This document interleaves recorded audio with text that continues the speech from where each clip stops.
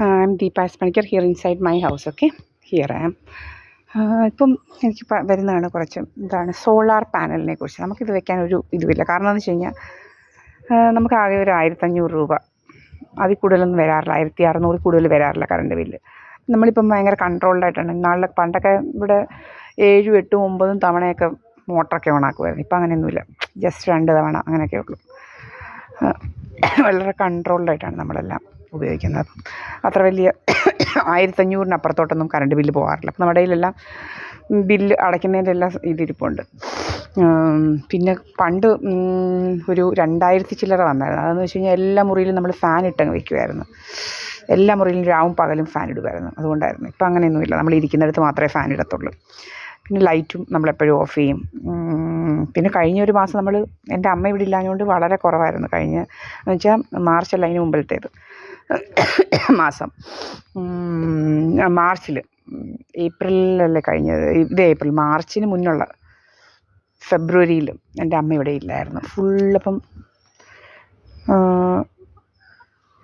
Full അന്നേരം നമ്മൾ ഉപയോഗിക്കുന്നേ ഉണ്ടായിരുന്നില്ല. വളരെ കൺട്രോൾഡായിട്ടാണ്. ഒരു ഫാനും ഇല്ല, TV ഫുൾ ഓഫായിരുന്നു.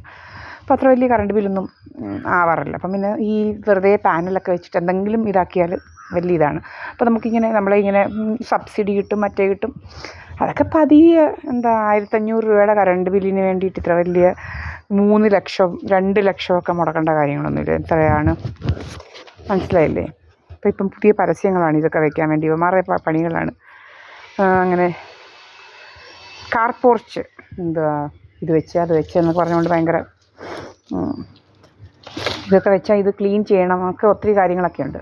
അപ്പോഴാണ് നമ്മൾക്ക് ഇങ്ങനെ വെച്ചാൽ നമ്മുടെ ഓടിൻ്റെ മണ്ടയ്ക്കൊക്കെ, അപ്പോൾ അത് ക്ലീൻ ചെയ്യാനൊന്നും കയറാൻ പറ്റത്തില്ല. അതിനിപ്പം പുതിയ ഐഡിയ ആയിട്ട് ഇറങ്ങിയിരിക്കുന്ന കാർ പോർച്ച് സോളാർ കൊണ്ട് ഉണ്ടാക്കിയിരിക്കുന്നു എന്ന് പറഞ്ഞുകൊണ്ട്, കാർ പോർച്ചിൻ്റെ മണ്ടഭാഗം സോളാർ. അപ്പോൾ ഇതാണ് ശരിയായിരിക്കാം. പക്ഷേ ക്ലീനിങ് ഒക്കെ ഒത്തിരി പരിപാടികളൊക്കെ ഉണ്ട്. അപ്പോൾ ഇങ്ങനെയൊക്കെ പല പല ടെംപ്റ്റേഷൻസൊക്കെ ഇങ്ങനെ അഴിച്ചു വിടും. ഇവന്മാർ പറയുന്നൊന്നും ഇതാക്കരുത്. നമുക്ക് വരുന്ന ഇതൊക്കെ നമ്മളെ മിസ്ലീഡിങ് ആയിട്ടുള്ള കാര്യങ്ങളായിരിക്കും വരുന്നത്, മനസ്സിലായില്ലേ?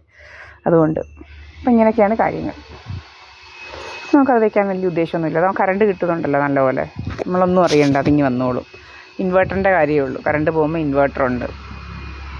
മാക്സിമം 1500, 1600 രൂപ കൂടുതൽ എത്ര ഇതാക്കിയാലും വരത്തില്ല.